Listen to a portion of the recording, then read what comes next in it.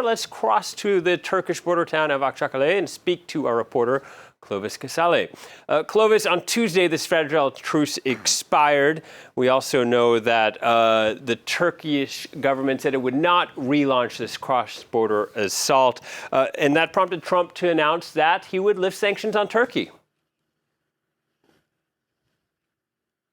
Indeed, and that sweet victory for the Turks.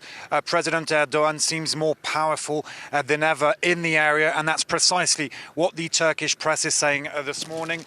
Take a look at this front page where you see the Turkish president performing a military salute with a picture behind of Turkish forces in the town, the border town of Ras Al-Ain, where fierce fighting took place in recent days.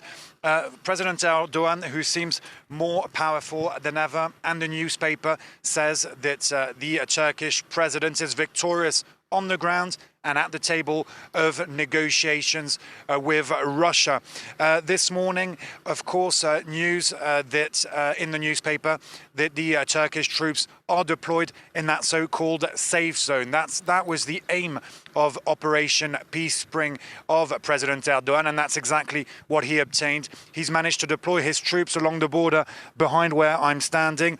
Behind me is the Syrian town of Tal Abyad, once in the hands of the so-called Islamic State, now under firm control of Turkey. Turkey that says that all YPG fighters that it considers as terrorists must withdraw from the area. It's the case in most parts of the border areas. And the Turkish president is very much encouraged by President Trump's speech yesterday. That's also what the Turkish press is saying that President Trump is supporting President Erdogan, a friend of his. That's what's said in the newspaper, and that's bad news for the allies of the US, the Kurdish fighters of the YPG.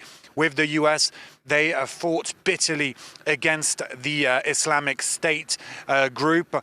The Kurdish lost many lives, and they are particularly distressed by the situation, and they feel betrayed by their US allies. Donald Trump saying that the ceasefire worked, helped saved tens of thousands of Kurdish lives. But I can tell you that on the other side of the border in Syria, that's not at all the point of view of the Kurdish people we spoke to, who say that the US betrayed them and allowed the Turkish offensive to take place. Clovis, you've been following these developments on the border. It's been a tumultuous 2 weeks there. Tell us a bit more about the situation on the ground.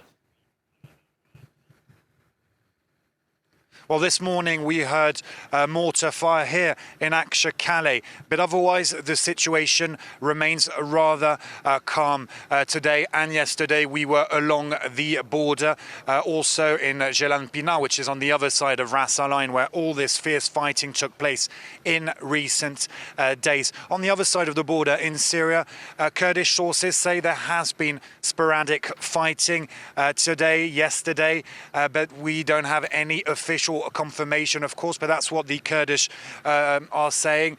Clearly not as much intensity, not as much fighting as during the peak of Operation Peace Spring. Turkish troops are deployed along the border behind us, and the Russian forces who are fighting alongside Bashar al-Assad's men have moved north. They are now in towns, key towns, strategic towns such as Kobane.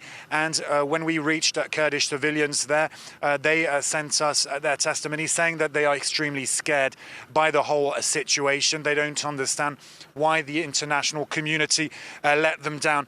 In the coming days, it will be extremely interesting to see how the situation pans out, how the Turkish forces, who are now practically face-to-face with Russian forces and Bashar al-Assad's men, how that situation is going to unfold. Because you do know that among the Turkish troops, while the Turkish troops are fighting alongside Syrian rebels, who are the arch enemies of Bashar al-Assad's men, so it will be very interesting to see how that buffer zone is controlled with these Russian-Turkish joint patrols. All right. Thank you very much, Clovis. Clovis Casale reporting from the Turkish-Syrian border. Well, Lebanese